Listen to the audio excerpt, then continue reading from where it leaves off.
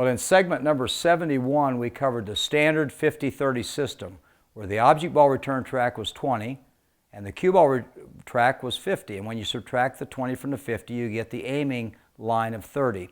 What I've got on the table right now is I've got two variances of this. And I'm going to come over first of all to this corner, and I'm going to show you two different return tracks, which you saw in segment 71. If you look at this 5 ball, it's not in the corner at the 20 return track. It's up about a diamond, and the way you calculate the return track is to go all the way up to that end of the table, and you'll see that one ball on that rail. That's actually the 10 point from that end corner. And if you take that diamond, it connects right with this diamond, which is the 10 return track. So if there were a ghost ball sitting right here, you'd hit that 5 ball and you got a good chance of making it. The main thing is you want to hit it so you don't get ball in hand. So in this case, this is the 10 return track.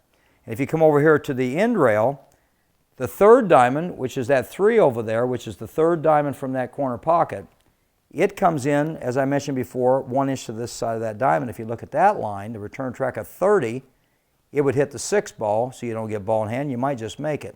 So now what I'm going to do is I'm going to actually calculate the aim line so we can actually try to shoot these shots and hit those balls. Now you notice the cue ball once again is sitting in this corner. As I mentioned before, when the cue ball is sitting in the corner, it has a value of 50. So what we're going to do is we're going to take first the 10 return track of the 5 ball, and we're going to subtract it from the 50 value of the cue ball, which gives you a value of 40. That's your aiming value. And if you look along this side rail, we have a 4 ball up on that rail, and when we connect that 40, or that 4 with this cue ball of 50, the difference is 10, which is the value of that 5 ball. So again, we're going to make sure we've got this. Value of the object ball is 10, value of the cue ball is 50. You subtract the 2, and that gives you the aiming line. This entire line is the 50-40 aiming line. And we're going to shoot the cue ball right down that line now. And let's see what happens to that 5 ball if we can catch it. Just like this. Nice smooth stroke. Hit it just like this. The ball comes around over like this, comes down, and just barely misses the 5 ball. Now, if the cue ball goes a little bit long, I'm going to show you how to do that. I didn't quite stroke that properly, so I'm going to hit it again with just a little bit crisper stroke this time. Just like this, and the ball comes down, over like this, over like that, and comes down to that end of the table, and you catch the ball. So you can see how you can hit the 5. And you're going to hit that ball about 70% of the time. Now let's get rid of the 5 ball, and let's go to the 6 ball. On the 6 ball, it has a value of 30. That's the return track. And the cue ball is 50 again. Subtract 30 from 50, that gives you 20. And if you look up on that side rail, this track line right here, that line coming down, is the aiming line of 50 to 20.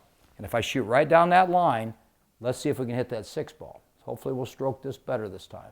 Just like this, nice smooth stroke, over like that, ball comes back over like that and catches the 6 ball.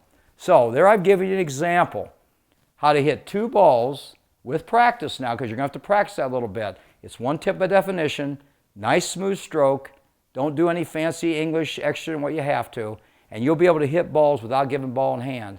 About 70% of the time you're going to catch a ball that way and not lose as many games. You're going to win more games because you've got the ability and the knowledge to do these kicks now.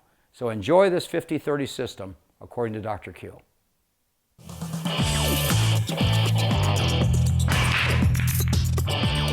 You don't have to play like a pro to enjoy the game I love. If you've ever played in a friend's basement, you can compete in an APA league. In the APA, everyone can play and anyone can win. So if you're looking for a fun night out with your friends and family, join an APA pool league today. Have fun, meet people, play pool. Visit poolplayers.com today.